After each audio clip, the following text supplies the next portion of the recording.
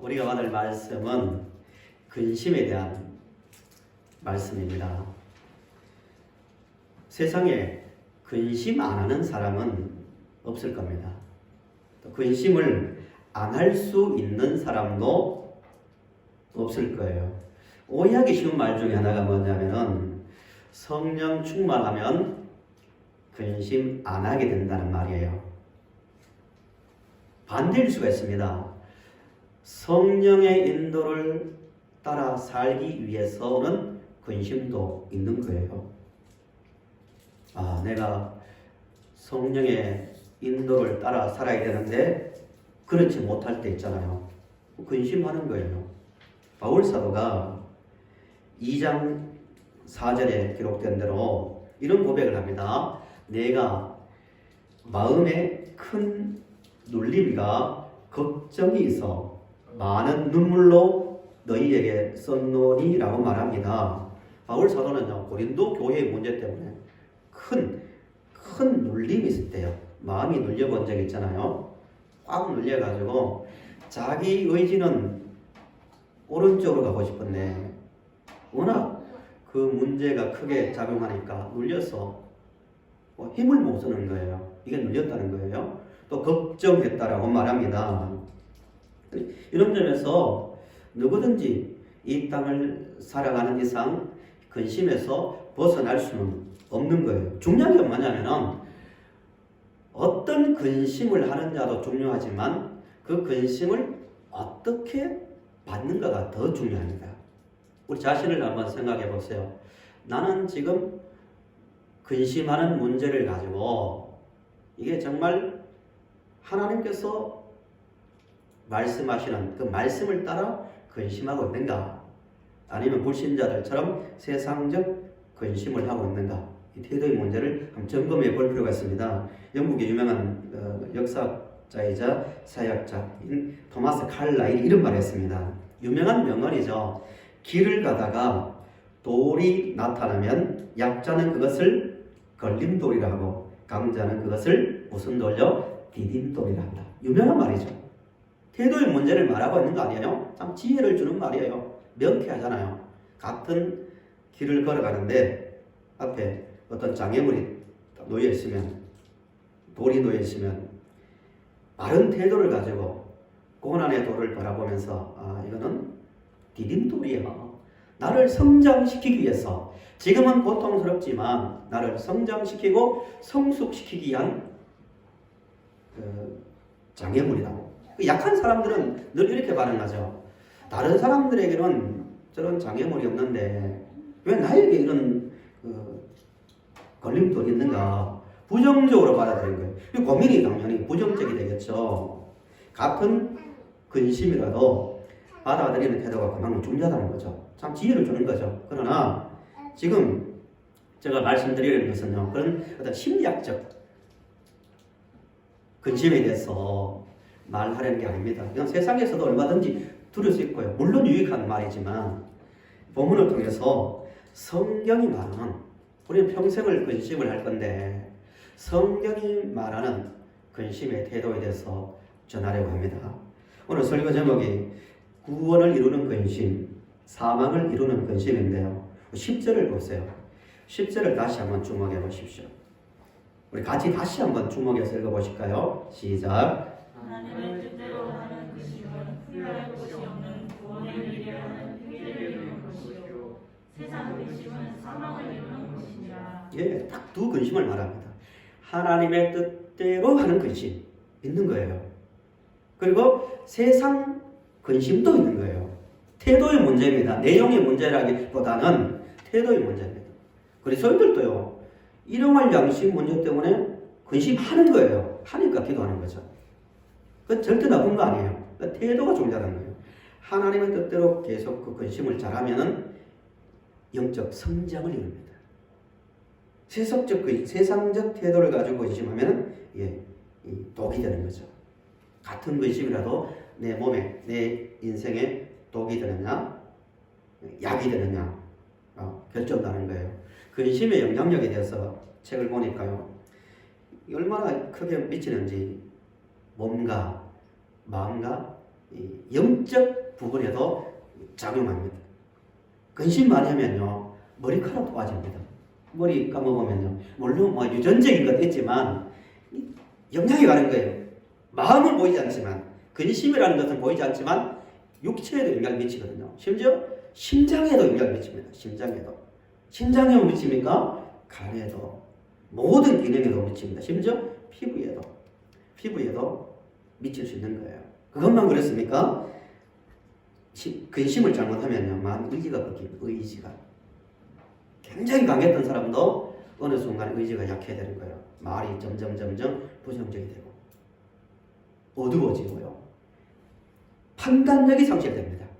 똑똑한 사람도 근심에 잡히기 시작하면 판단력이 이제 흐려지는 거죠. 삼자가 보면은 왜 저렇게 말하고 행동하지 할 정도의 어리석은 행동을 하기 쉬운 거예요. 논리적으로 이거는 이렇고 이렇습니다. 충고해줘도 안 되는 거예요. 마음이 벌써 근심에 잡히니까요. 이것만 그렇습니까? 더 문제는 신앙생활 영혼에 영향을 미치거든요. 가시떨기에 떨어진 씨앗 비유처럼 말씀을 들으나 참 중요한 말입니다. 말씀을 들으나 안 듣는 게 아니에요. 들으나 어떻게 됐다고요? 세상에 염려로 말씀이 막히는데요. 그러니까 근심이 우리의 정말 근심에 대해서 우리 잘 바른 태도를 가져야 되고 잘 처리해야 된다. 그러면 하나님의 뜻대로 근심하면은 영혼의 구원을 이룬다 했는데 하나님의 뜻대로 하는 것이 뭔가를 생각해 보고요. 앞으로는 하루아침에 되는 건 아니지만 육적 근심, 영적 근심, 여러 가지 근심이 오더라도 오히려 성장을 이루어내는 그런 근심을 할 수 있는 성도님들이 되시기를 바랍니다. 말씀이 이르려서요. 본문의 배경을 좀 보셔야 됩니다. 바울 사도가 고린도에서 1년 8개월을 머물면서 말씀을 전하며 가르쳤거든요. 특별히 다른 것보다도 고린도가 지금의 그리스 지역이잖아요. 철학이 발전한 곳입니다. 수사학이 아주 발전한 곳이에요. 말을 잘하는 분들이 많았어요. 말로 어떤 대항하고 철학으로 하려 하다가 실패했어요. 어렵게 해서 고린도 교회를 세우고 난 다음에 에베소로 건너왔어요. 간단하게 지리를 설명하면 고린도는 지금의 그리스죠. 그리고 바다 건너 터키 지역이 에베소예요. 바다 건너와 있어요. 어떤 사정으로 인해서 고린도 교회를 떠나있단 말입니다.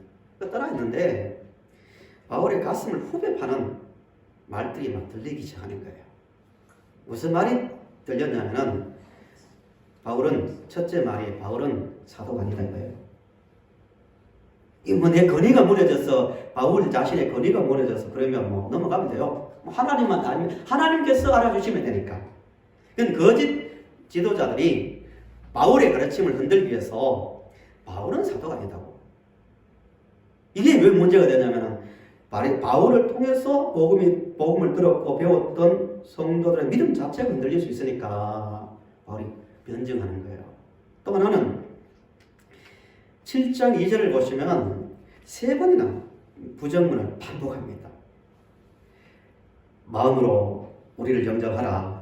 우리는 아무에게도 불의를 행하지 않고 첫 번째 한번 불의를 행치 않고 아무에게도 해롭게 하지 않고 아무에게서도 속여 빼앗은 일이 없노라 라고 말합니다.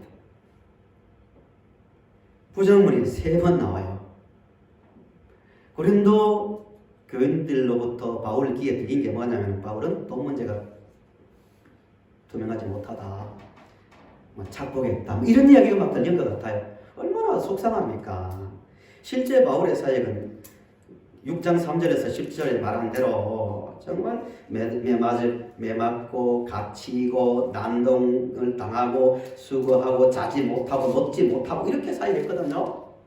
정말 깨끗하게 사역했는데 이 고린도 교회를 떠나 있고 에베소에 있는데 그런 말이 들리니까 가지도 못하고 이러지도 못하고 저러지도 못하니까 얼마나 속상하겠습니까? 사도권 문제뿐만 아니라 물질 문제가 걸리니까요.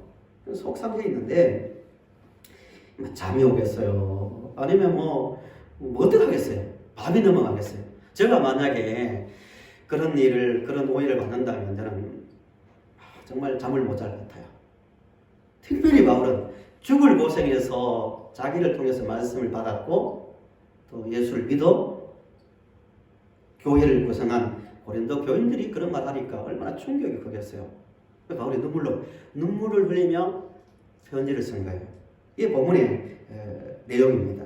정말 중요한 것은 바울이 화가 나가지고 야, 내가 얼마나 고생했는데 그럴 수 있잖아요. 하다가 보면 교회 안에서나 또 목회자뿐만 아니라 모두가 내가 얼마나 진실하게 했고 순수하게 했는데 인격을 모독하는 것도 아니고 어떻게 그렇게까지 말할 수 있는가? 분노를 쏟아낼 수 있는데 그렇지 않았어요. 왜 눈물로 편지를 썼냐면은 자기 자존심 때문도 아니고 인간적 분노 때문이 아니라 고린도 교인의 믿음 때문이에요. 이게 성숙한 거예요. 참 쉬운 게 아닙니다. 설교를 하면서도 성도를 위한다는 말을 하지만 깊이 뿌리를 파보면은 자기를 위해서 어떤 교회의 어떤 세상적 그 관점에서 유지를 위해서 세속적 말을 할 수 있는 거예요. 바울은 그러지 않았어요.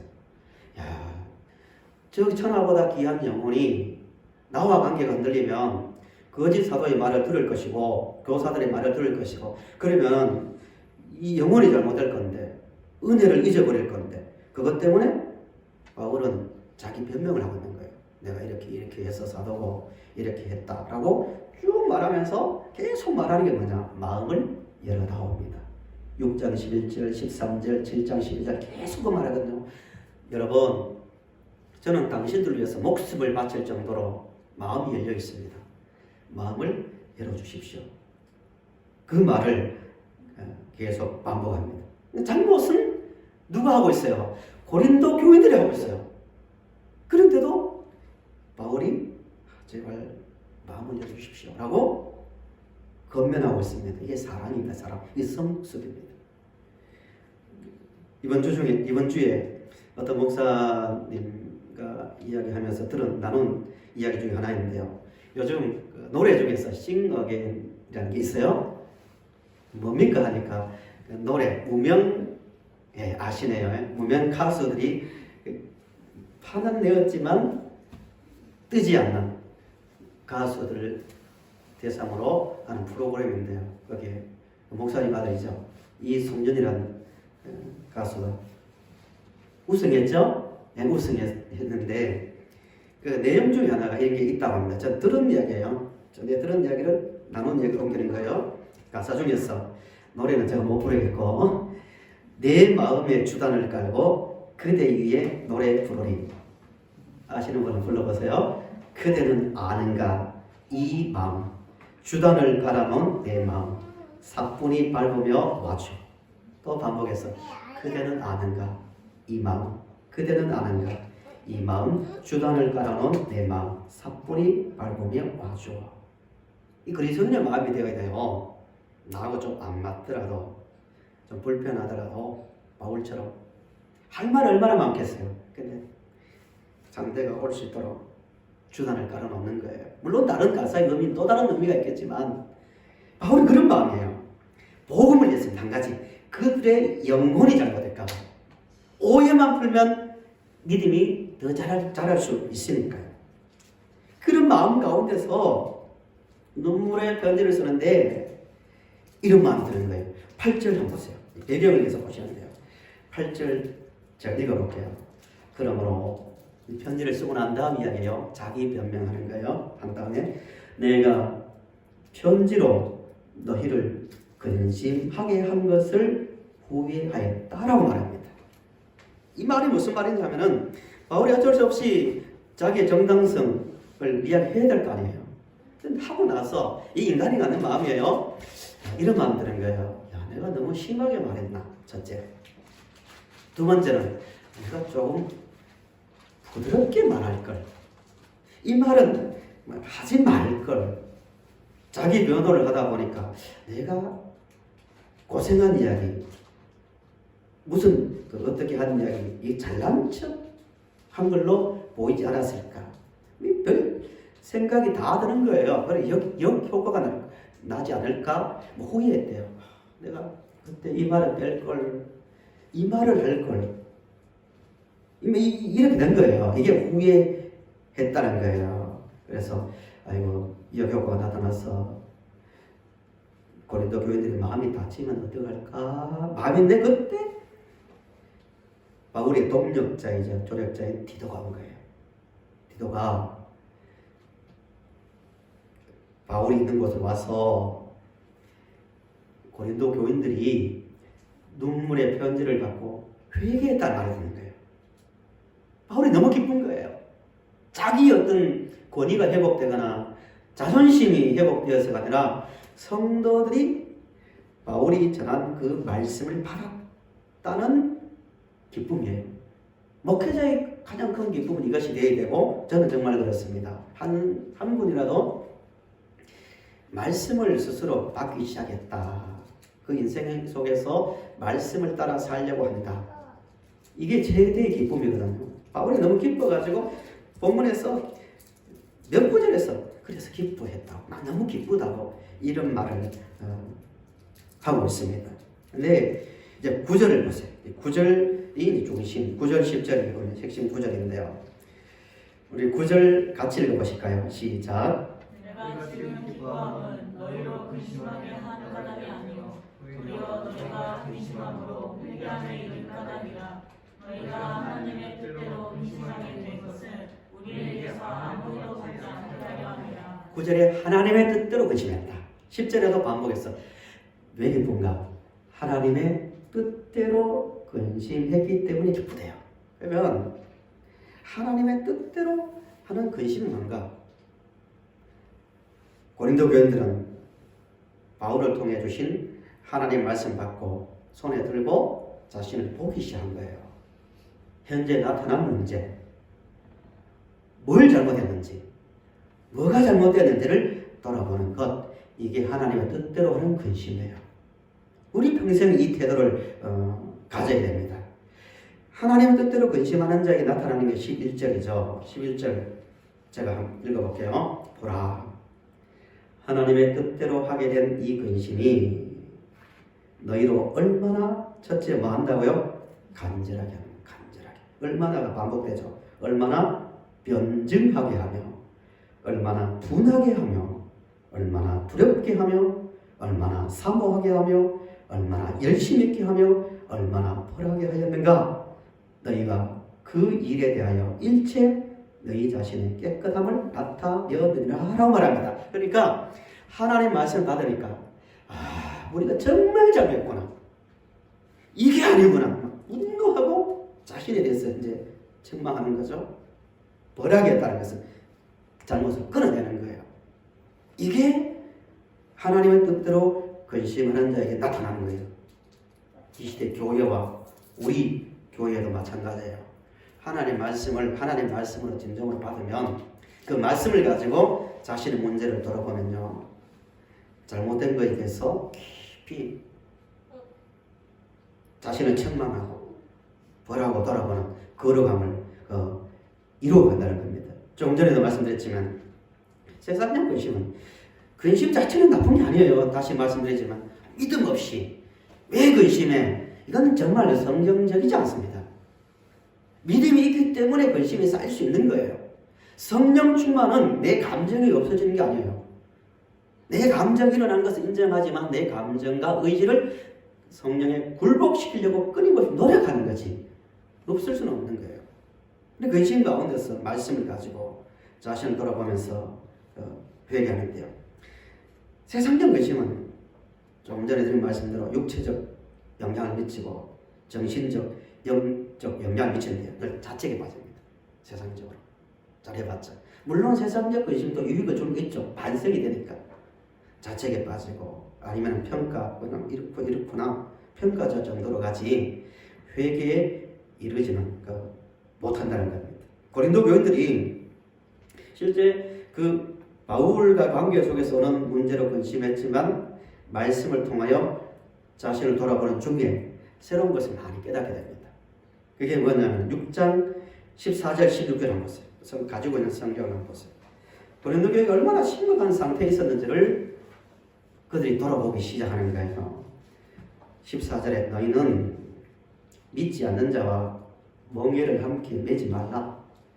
의와 불법이 어찌 함께하며 빛과 어둠이 어찌 사귀며 그리스도와 벨리알이 어찌 조화되며 믿는 자와 믿지 않는 자가 어찌 상관하며 하나님의 성전과 우상이 어찌 일치되요. 이런 권면을 왜 했겠습니까? 당시 고린도가 굉장히 성적으로 타락한 도시라고 알려져 있었거든요.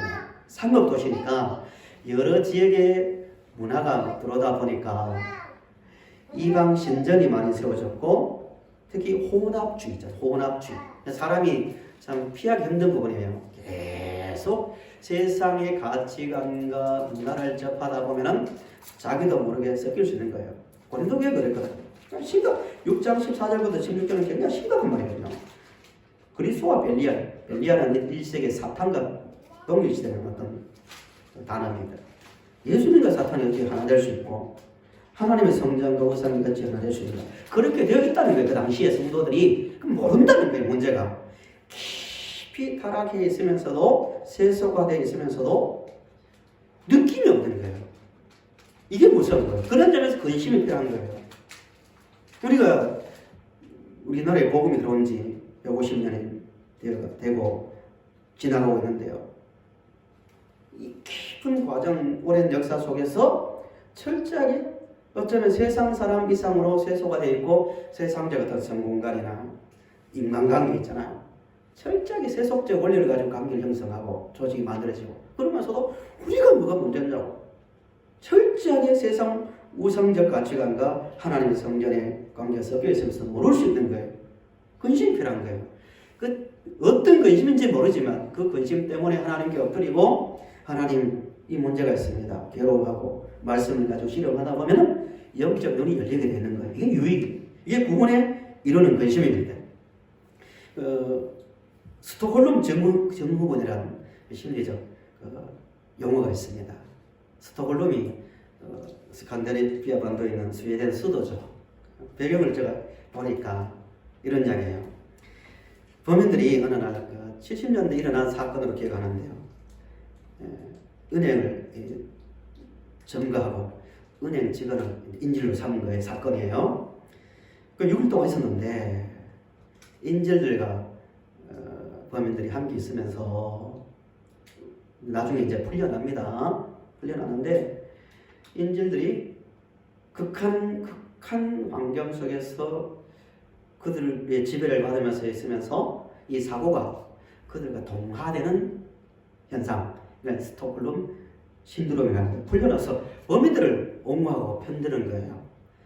도덕적으로 훌륭해서 편들면 그럴 수 있겠다 하지만 사상의 지배를 받는 거예요. 이게 스톡홀름 증후군이라는데요. 논리, 강자의 논리에 동화되는 거예요. 성도들도 교회도 얼마든지 이런 증후군에 빠지기 쉽습니다. 세상이 언론을 통해서 아니면 매일 접하는 세상 문화 속에서 처음은 아니었지만 세상 논리에, 세상 가치관과 논리에 잡혔어요. 완전히 벨리알과 그리스도가 섞이는 것처럼 논리적으로 말이 안 되지만 고린도 교회에 책망한 내용처럼요. 문제없이 이게 뭐 문제냐? 이건 성공한 거야. 이건 정상적인 거라고.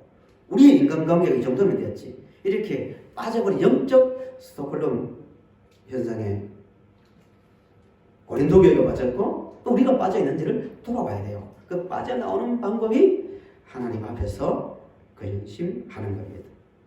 이제 말씀을 정리합니다. 성도 여러분, 근심 나쁜 건 아닙니다. 근심할 수 있는 거예요. 사람이기 때문에. 그러나 정말 중요한 것은 어떻게 근심하는가요? 내 근심이 하나님 앞에서 하나님 나의 문제는 이렇습니다. 내 문제는 이겁니다. 어떻게 하면 좋을까요? 심지어 시편 13편에 보시는 대로 하나님께 원망할 수 있는 거예요. 13편을 보시면 하나님 너무하지 않습니까? 이런 이야기입니다. 내가 기도를 한두 번 했습니까? 왜 응답이 없습니까? 내 욕심 때문에 이런 기도하는 거 아닙니다. 하나님 영광 가릴까 두렵습니다. 이런 기도입니다. 어느 때까지입니까? 언제 들어주시렵니까? 어느 때까지입니까? 이게 반복하거든요. 근심입니다. 근데 중요한 것은 하나님 앞에서 한 거예요. 그 앞에서 하면서 자기도 모르게 지혜가 오는 거예요. 하나님의 관점으로 자신을 보고 세상을 바라보면서 시편의 결론은 항상 그렇죠. 하나님을 찬양합시다. 하나님은 위대하십니다. 하나님은 우리를 사랑하십니다. 라고 하는 거예요. 왜? 하나님 앞에서 근심하니까. 성도 여러분, 많은 부분에서 우리 위기라 말합니다. 교회를 향하여. 우리는 뭐 또 우리 교회 규모로서 뭐 세상을 말할 것도 없지만 우리는 항상 하나님 앞에서 자신을 진단해야 됩니다. 정말 세상과 구별될 만한 선함이 있는가? 세상이 볼 때 하나님 보시기에도 정말 저들은 예수님 말씀대로 살고 있는 교회다. 저게 바로 사랑이다. 이런 모습이 있는가? 우리의 모습은 우리의 경건은 참된 경건인가? 우리가 정말 말이 아니라 세상을 멀리하고 천국을 바라보며 걸어가고 있는가? 자기 점검이 필요합니다. 근심 가운데서 나올 수 있는 결과입니다. 말씀대로 항상 어느 자리에 세워지든지 하나님 앞에서 나를 보며 나의 문제를 가지고 아버지 앞에 들고 나가서 구원에 이르는 정말 영적으로 새로워지는 열매를 거둬가는 이루어가는 우리 모든 성도님들이 되시기를 간절히 바랍니다. 기도드리겠습니다.